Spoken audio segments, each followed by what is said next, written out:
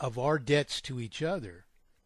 They launder the principal into their possession and then multiply that sum of falsified indebtedness into terminal falsified indebtedness. How either then can you solve anything by preserving commercial banks?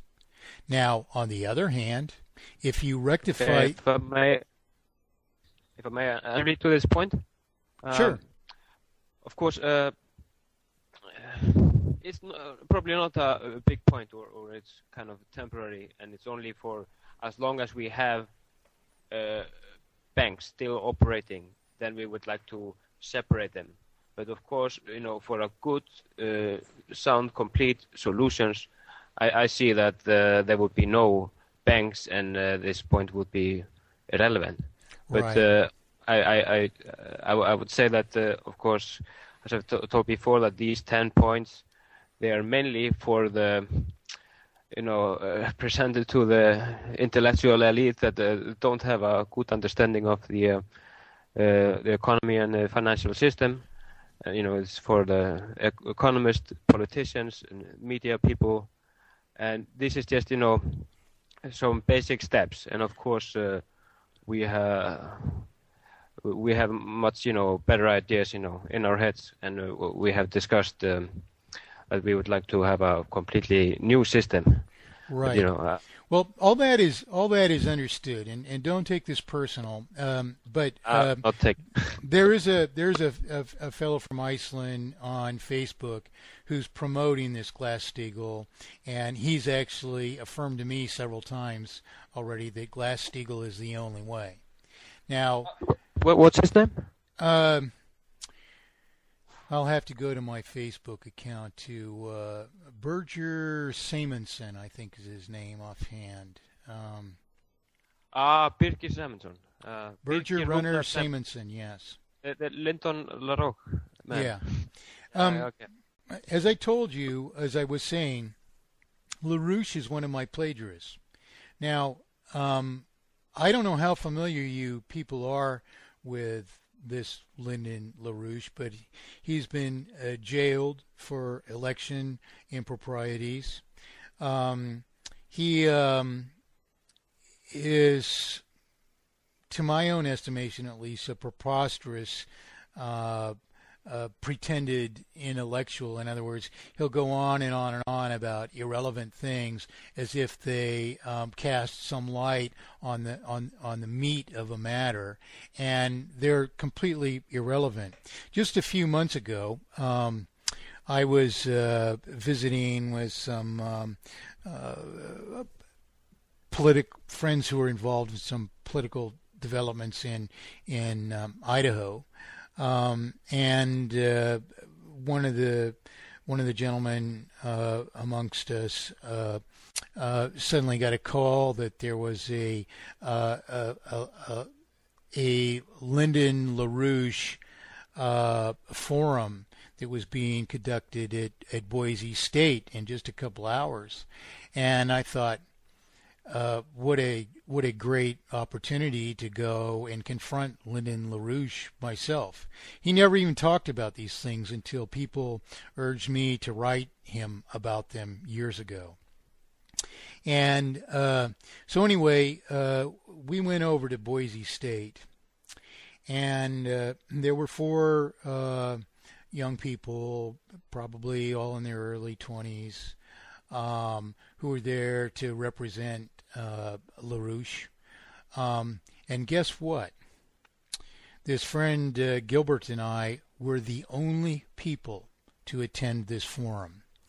And yet, I introduced myself, I challenged them, and for about an hour we discussed mathematically perfected economy, and these people said, well, sounds like you know far more about this than we do, and and then they finally wanted to make their presentation to us nonetheless. There isn't a single person in the audience.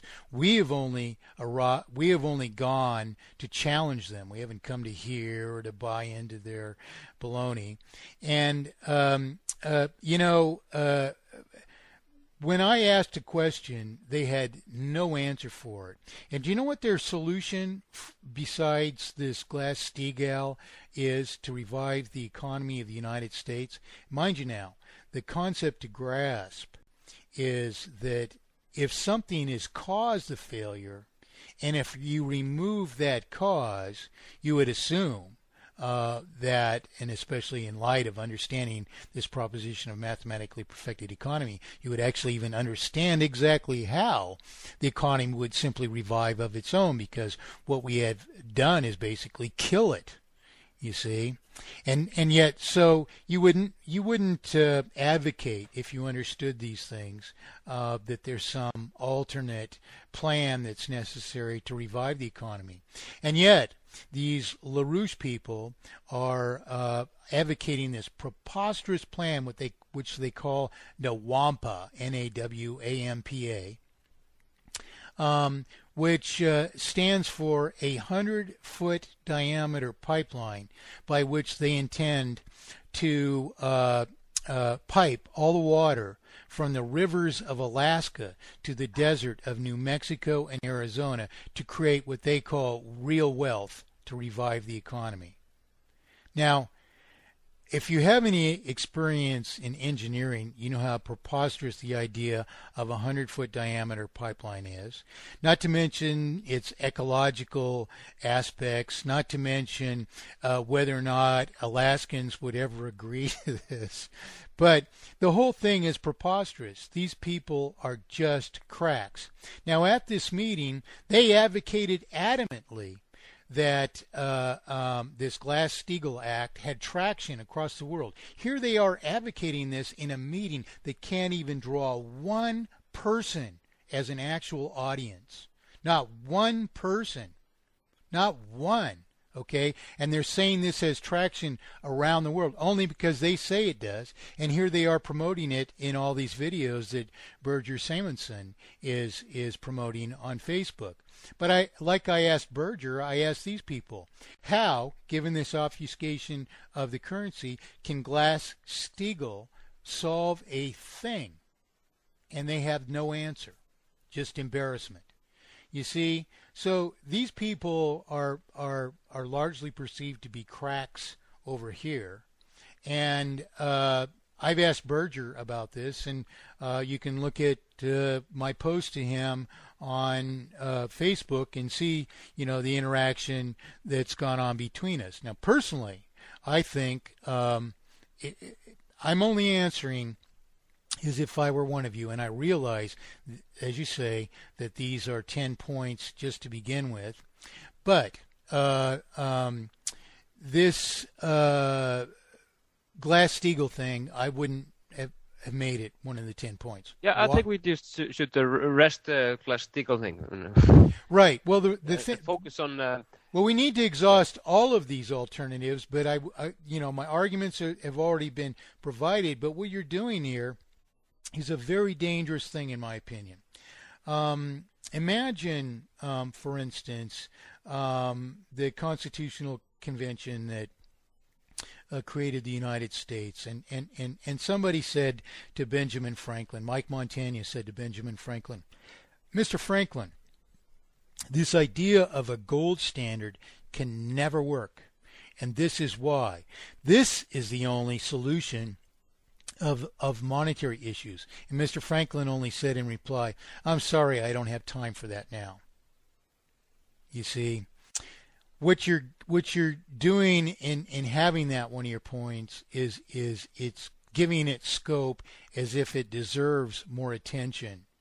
And I would say that any further attention is simply, as we've just basically agreed, a complete waste of time. It's preposterous because banking has to go away, and because it only relates to banking, so it's irrelevant, completely irrelevant. Yeah, I just want to add at this point that now we are involved in a group that wants to change the whole structure of society, and what we are going to our group is going to focus on the economy. So we want to introduce and design and make a system from scratch, and so that is something different that we have done now, and Okay. now we would like to make it completely right, and Well, of course, no banks. well, the course that you're embarking on is the very course that I embarked upon, in 1968. Initially, because of issues of justice and the mathematic improprieties of the banking system, and the fact that because I had very advanced education in mathematics as a young child, it dawned on me in a high school economics class that this whole thing is just a lie, and we have absolutely a ready means of solving it.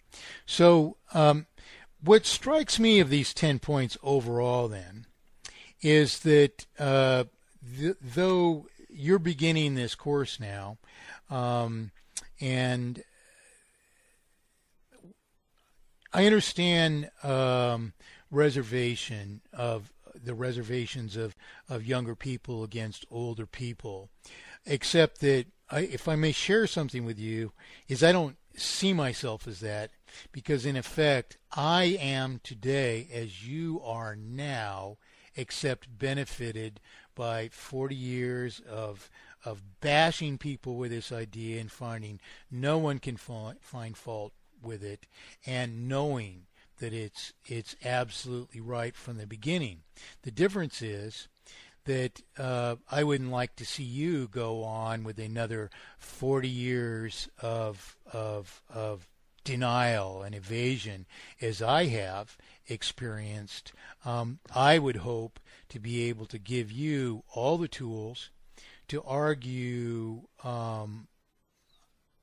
undeniably and with omnipotent effect to achieve your goals, which are my goals, which were my goals when I was, a young man as well.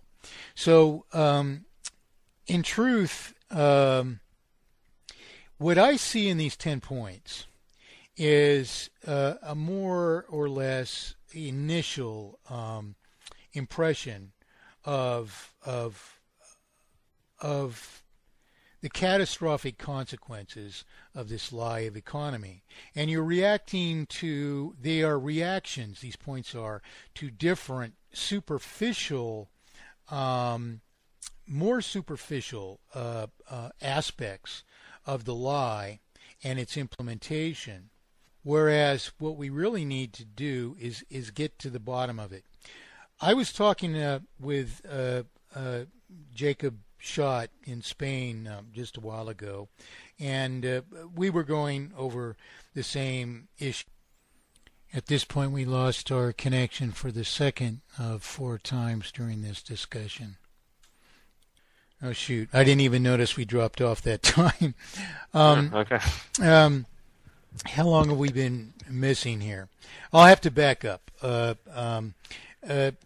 I was saying is that where you are at in embarking on this road toward developing a new kind of society is the same thing that I set out to do over 40 years ago.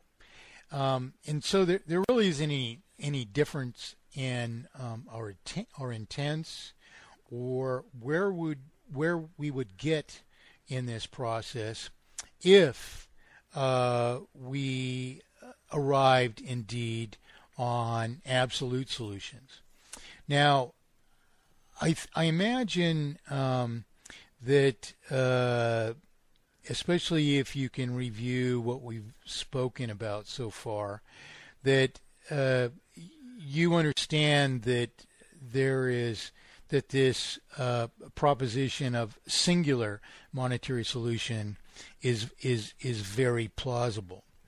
Now, the mandate that I sent to Thor, and I hope he's free to email you, each of you, copies of it. It's rather exhaustive. There's reasons that it needs to be. But I think if we can visit on that we will realize, without even knowing where you're actually heading in this new world that you want to build, that as just people, from the beginning, I was headed in the